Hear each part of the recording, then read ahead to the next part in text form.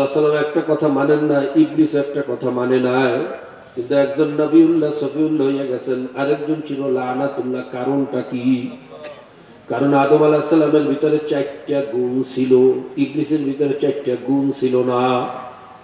ইবলিস অন্যায় করছে ঠিকই, অন্যায় স্বীকার করে নাই, উল্টা যুক্তি দিয়েছে। আনা খায়রুম মিনহু খলাকতানি মিন নারি ওয়া খলাকতাহু মিন তিন। আমি তো আদমের চেয়ে ভালো, আমাকে বানানো হয়েছে আগুন দিয়ে, আগুনের গতি উপরে। আদমকে বানানো হয়েছে মাটি দিয়ে, মাটির গতি নিচে। কাজে আমি এলেমে আমলে সব দিক থেকে আদমের চেয়ে ভালো। আমি কেন আদমকে সেজদা করব? আদম আমারে সেজদা করবে, আমি আদমকে সেজদা করতে পারবো না। জোরে কোন নাউজুবিল্লাহ। এরা অন্যায় স্বীকার করে নাই, ওই অন্যায় থেকে ফিরিয়াও আসে নাই, আল্লাহর কাছে লজ্জিত হয় না, মা পোষায় নাই। আর আদম আলাইহিস সালামের ভিতরে 4টা গুণ পাওয়া গেছে। আদম আলাইহিস সালাম অন্যায় স্বীকার করছেন। রব্বানা যালামনা আনফুসানা ওয়া ইল্লাম তাগফির লানা ওয়া তারহামনা লানাকুনান্না মিনাল খাসিরিন। ভাই আল্লাহর কাছে ভাইরা স্বীকার করেছে, আল্লাহ আমি ভুল করছি, অন্যায় করছি। এরপরে লজ্জিত হইছে, এমন লজ্জা পাইছেন 350 বছরের ভিতরে আসমানের দিকে মাথা জাগায় নাই লজ্জায়। মাওলার দরবারে কাঁদতে কাঁদতে নহর জারি করিয়া ফেলাইছে। এরপরে অন্যায় থেকে ফিরিয়ে আসা ওয়াদা করছেন, মাবুদ রে আর কোনোদিন অন্যায় করব না। এরপরে মালিকের কাছে মাপ চাইছেন, মাওলা রে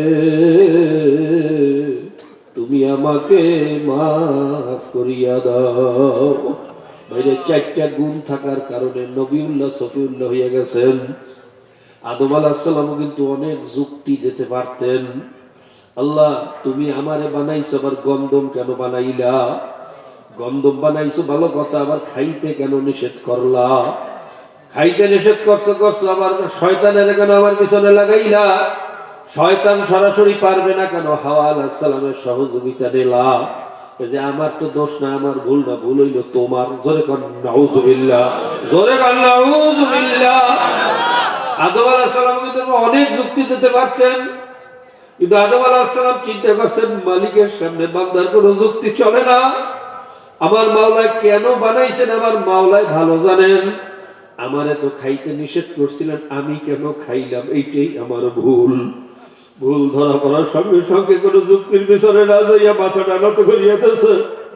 বলি ভুল করিয়া ফলাইছি, মাফ করিয়া দাও, আর কোনদিন করব না,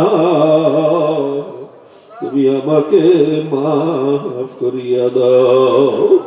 ভাইয়া 4 শর্তের সাথে যদি তওবা করতে পারি, খোদার কসম খাইয়াও বলতে পারি আমার মাওলা খালি হাতে ফিরানোর মতো মাওলা না। আমার মাওলা মায়ের চেয়ে আমাদেরকে 1000 গুণে বেশি ভালোবাসে। ভাইয়া সন্তান বারবার অন্যায় করলে মা অনেক সময় লাথি মেরে ঘর দিয়ে বাহির করিয়া দেয়। দলের কর্মীরা যদি বারবার অন্যায় করে, নেতারা লাথি মেরে বাহির করিয়া দেয়। কথা ঠিক না বেঠি? জোরে কোন ঠিক না বেঠি? ভাইরা কিন্তু আমার মাওলা এমন দয়ার মাওলা, পাহাড় পরিমাণ অন্যায় করিয়া যদি মাওলার কাছে সারেন্ডার হইতে পারো, মাথাটারে নত করিয়া দিয়া যদি মাওলার কাছে তওবার মতো তওবা করতে পারো, আমার মাওলা বলে মান জাআনি মান তাগাররাবা ইলাইয়া তালাক্তাইতাহু মিন বাঈদ।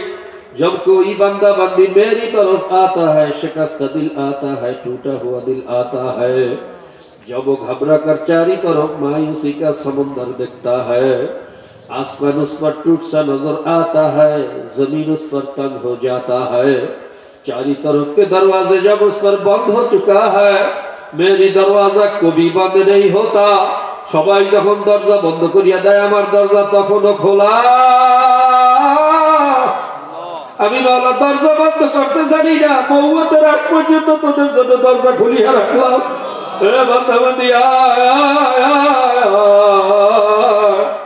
আমার কাছে মাপ চা, ক্ষমা চা, আমি তোদেরকে মাফ করিয়া দেব। ভাইরা আমার মাওলা কেমন দয়ার মাওলা। ছোট্ট একটা ঘটনা বললে শেষ করব। বনি ইসরাইলের ভিতরে এক যুবক ছিল, বড় বদকার, বড় খবিস। এমন কোন খারাপ কাজ নাই যে ছেলে করত না। তার গুনার কারণে শহরের পরিবেশ নষ্ট হওয়া শুরু হয়েছে। শহরবাসী পরামর্শ করলো, এই ছেলে যদি আমাদের শহরে থাকে, আমাদের ছেলে সব নষ্ট করিয়া ফেলাইবে, ওকে শহর থেকে তাড়াইয়া দেওয়া হোক।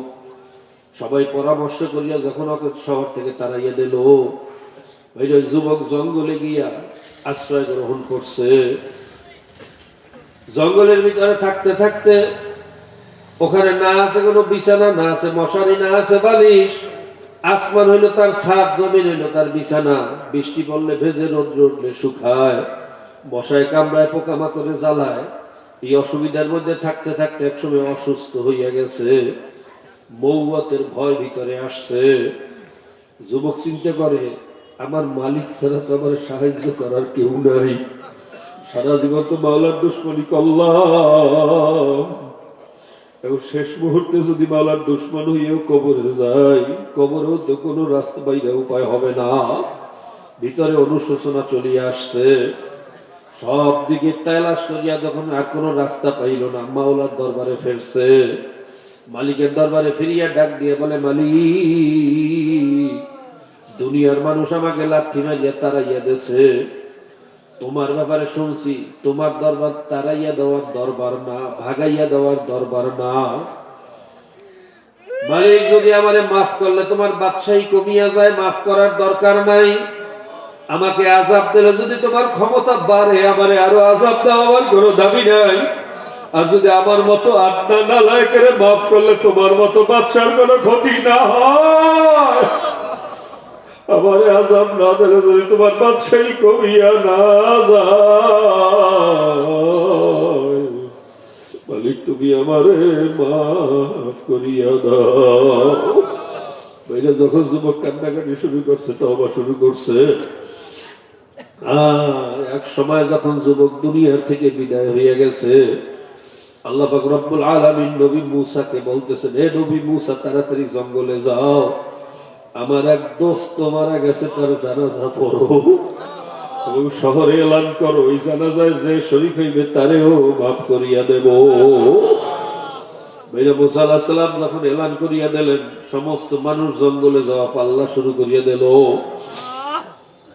শহরবাসী যাইয়া দেখে তো সেই যুবক যাকে আমরা শহর থেকে তাড়াইয়া দিয়েছিলাম আর খারাপির কারণে, এরকম খারাপ ছেলের জানাজা পড়লে আবার গুনাহ কেমনে মাফ হবে, আমাদের বুঝে আসে না।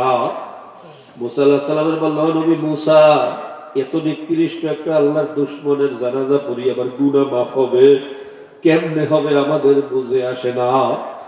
মূসা আলাইহিস সালাম মুশকিলে পড়ে আল্লাহর কাছে দরখাস্ত করলেন, মালিক, তুমি বললা তোমার দোস্ত আর শহরবাসী সবাই সাক্ষী দিল তোমার দুশমন, ঘটনা কি? আমি তো কোনো মারেফাত বুঝতে পারলাম না। আল্লাহ পাক রব্বুল আলামিন বলেন, হে নবী মূসা, শহরবাসীও সত্য বলছে, আমিও সত্য বলছি।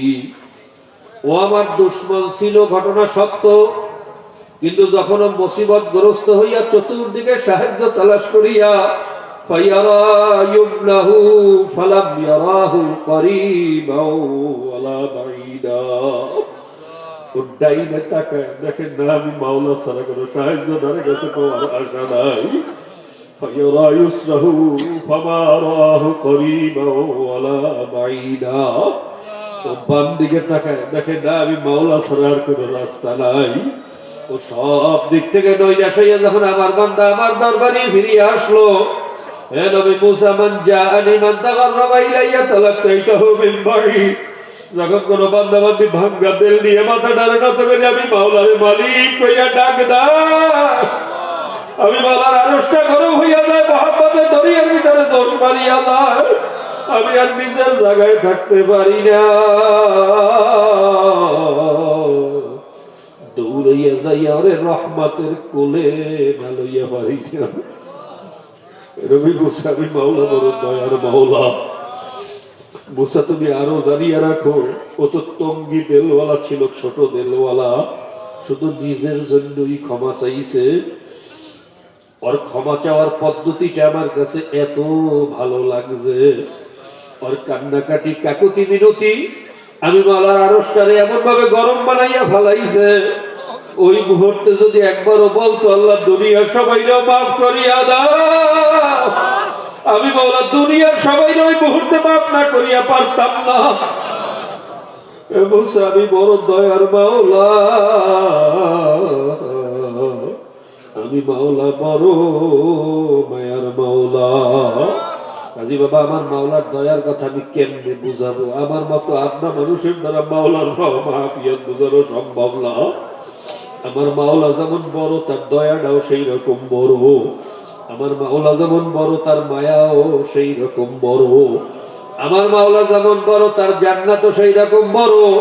আমার মাওলা যেমন বড়, তার জাহান্নামও সেই রকম বড়। আমার মাওলা সব বড়, সব বড়, সব বড়। কাজী ভাই, আমার মাওলা রহমত থেকে নইলে সইও না রে বাবা। ভুল করিয়া ফেলাইছি, অন্যায় করিয়া ফেলাইছি, এই মুহূর্তে তওবা করিয়া ফেলা। তবে মনে রাখবেন বাবা, দুই সময় কিন্তু তওবাও কবুল হবে না। একটা হলো সাকরাতুল মওতের সময়, যখন আজরাইল উপস্থিত হইয়া যাইবে। সারা জীবন মাওলার দুশ্মনী করবা, আর আজরাইলকে দেখে তাড়াতাড়ি তওবা শুরু করবা। বাবা, তোমার মতো বাটপারকে মাওলার তওবা করার সুযোগ দেবে না। ফিরাউনের মতো জিম্মাদারি উল্টিয়ে দেবে, জবানদারে বন্ধ করিয়ে দেবে, আর তওবা গ্রহণ করা হবে না। আরেকটা হলো যখন সূর্য পশ্চিম দিক থেকে উঠিয়া যাইবে, চন্দ্র সূর্য খসিয়া খসিয়া পড়বে, পাহাড় গুলা ধুলার মতো উড়বে। ইসরাফিল আলাইহিস সালাম সিংহে ফুঁক মারবে, প্রলয় করে তাণ্ডব শুরু হইয়া যাইবে। একদল চালাক পশ্চিম দিক থেকে সূর্য উঠতে দেখে তাড়াতাড়ি তওবা শুরু করবে। না বাবা, তোমার মতো চালাকের জন্য মাওলা তওবা নসিবে রাখবে না। সূর্য ঘোরার সঙ্গে সঙ্গে মাওলার রহমতের দরওয়াজাটা টাস করিয়া বন্ধ হইয়া যাইবে। হিসাবের খাতা বন্ধ, আর তওবা কবুল হবে না। কাজী বাবা, পায়ে হাত দিয়ে বলিয়া গেলাম, এই দুই সময় আসার আগেই তওবা করা লাগবে। জানি না কার কখন মওতের সময় হইয়া যায়, কাকে কখন আজরাইল থাবা মারিয়া ধরিয়া বলা হয়। ভাইরা, আজরাইল কিন্তু প্রত্যেকের পিছনে হাত পাইতে খালি দারোগার মতো হ্যান্ডকাপ লইয়া ঘুরতে আছে। প্রত্যেকের পিছনে হ্যান্ডকাপ লইয়া ঘুরতে আছে, শুধু মাওলার একটু হুকুমের অপেক্ষায় আছে। অপেক্ষায় হুকুম পাওয়ার সঙ্গে সঙ্গে খপ করিয়া যখন থাবাটা মারবে, পৃথিবীর সমস্ত ডাক্তার স্যালাইন নিয়ে, ইনজেকশন নিয়ে বোকার মতো দাঁড়াইয়া থাকবে, রাখতে কিন্তু আর পারবে না। কাজী বাবা, জানি না কখন কাকে আজরাইল ধরিয়া বসে। এই মজলিস থেকে বাড়ি যাইতে পারবো কিনা বলার ক্ষমতা দুনিয়ার কোনো মানুষের নাই। এই রাত্রটা আপনার আমার উপর থেকে যায় না না যায়, এরকম মাহফিল আবার পাইবেন, আবার তওবা করবে।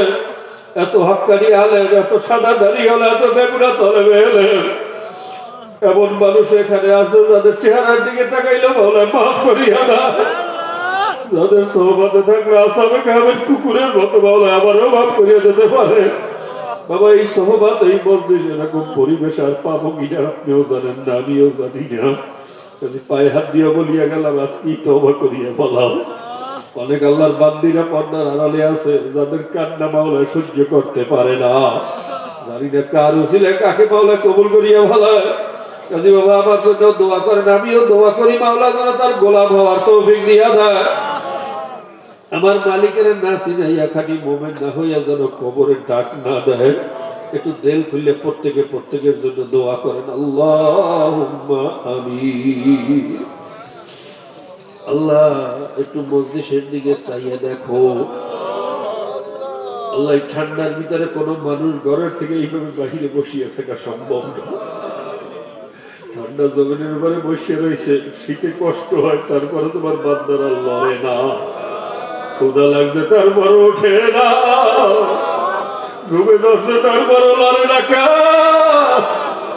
আল্লাহ, একমাত্র তোমার মুহাব্বত ছাড়া আর কোনো কারণ এখানে নাই। তোমার ভালোবাসা, তোমার মুহাব্বতের নজিরা দেখাইছে তোমার বান্দারা। তুমি দয়া করিয়া মায়া করিয়া আমাদেরকে মাফ করিয়া দাও। ইয়া আল্লাহ, বাইরে দুই বেড়া চোখের পানি ছাড়িয়া দাও। নিজের গুনার কথা মনে করিয়া একটু মাওলার দরবারে ভালো করিয়া কান্দেন আর মাপ চান। কান্না না আসলেও কান্নার জন্য একটু ভান করেন, বাহানা করেন। মাথাটারে মতো করিয়া দেলটারে ভাঙিয়া দুই বেড়া চোখের পানি ছাড়ার চেষ্টা করেন। হাদিসের ভিতরে আসছে, তোমরা কান্দো কান্দো, কান্না না আসলে কান্নার ভান করো। মুখটারে ভাঙিয়েছে যে মাথাটা রাত করে একটু চেষ্টা করো, দেখবো একসময় আল্লাহর ফজলে করো চোখে পানি চলিয়ে আসবে। আসলে মাওলার ভয়ে মাওলার মহব্বতে চোখ দিয়ে পানি বাইরে হইতে পারে।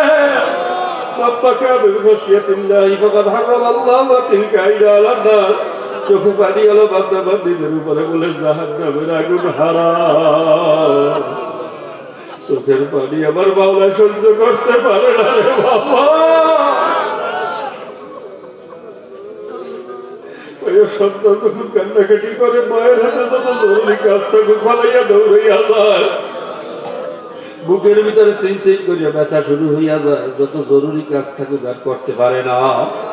ভাইয়া দেখে সন্তানের গায়ে পায়খানা পেশাব লাগাইয়া ভরিয়া রাখছে, মা তাকে আগুনেও ফালায় না, পানিতেও ফালায়, ধোয়াইয়া বসাইয়া তোয়ালের ভিতরে বাঁধাইয়া বুকের ভিতরে ধরিয়া একবার ওই গেলে সুবা দেয়, আবার ওই গেলে সুবা দেয়, বলে বাবা কান্দিস না, তোর কান্না সইতে পারি না। আমার মাওলা বলে বান্দা বান্দে আমি তো ভালোবাসি তোর মায়ের চেয়েও তোদেরকে অনেক বেশি। তোরা যখন আমি মাওলার তারপরে কান্নাকাটি শুরু করিয়া দাও, আমি মাওলার আরশটা গরম হইয়া যায়, আমি সহ্য করতে পারি না। তালাকটাই কেমন পারি, আমিও দৌড়াইয়া লইয়া তোদেরকে রহমতের কোলে না লইয়া পারি না। আল্লাহ আমাদেরকে মাফ করিয়া দাও, আমাদেরকে কবুল করিয়া লাও। এর জন্য দেখবেন সমস্ত আল্লাহর ওলিরা সারা জীবন কাঁদছে, চোখে পানি ছাড়া কোনো অলি অলি হইতে পারে না। সাহাবায়ে কেরামদের ইতিহাস পড়ো, ওমর ফারুক রাদিয়াল্লাহু তাআলা কাঁদতে কাঁদতে গালের ভিতরে কালো দাগ পড়াইছে। ওসমান গনি রাদিয়াল্লাহু তাআলা কবর দেখলে হাওয়া করে কান্না শুরু করিয়া দিতেন। আলী রাদিয়াল্লাহু তাআলা উযু করতে গেলে চেহারাটা লাল হইয়া যাইতো, নামাজের ভিতরে দাঁড়াইয়া খালি থর থর থর থর করিয়া কাঁপতো আর জার জার করিয়া কাঁদতো। তারাও তো মাওলারে ভয় করতেন, আমরাও তো করি। তারাও তো নামাজ পড়ছেন, আমরাও পড়ি। তারাও কিয়ামতের ময়দানে দাঁড়াইবেন, আমরাও কিন্তু দাঁড়াবো। তাদের অবস্থাটা কেমন ছিল আর আমাদের অবস্থাটা কি?